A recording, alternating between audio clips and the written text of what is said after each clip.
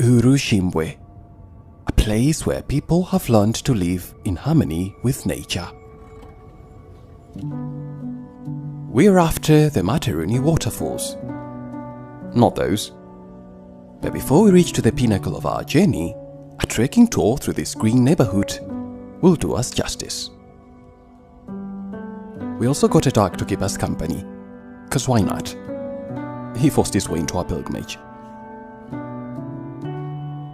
That is the Kilimanjaro National Park border. And in this direction, we will go now in some minutes in this valley, and then we come to the tallest waterfall, to the Shimbwe Waterfall.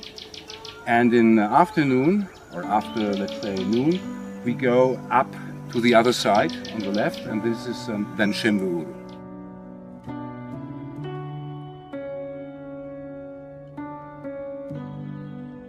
A long tower of ever-falling water.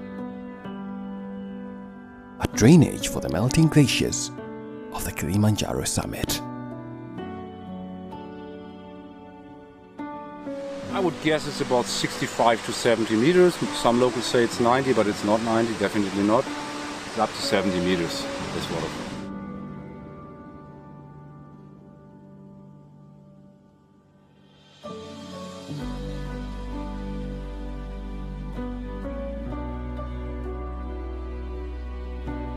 This is Shimbwe, a village beneath Africa's Queen of Heights.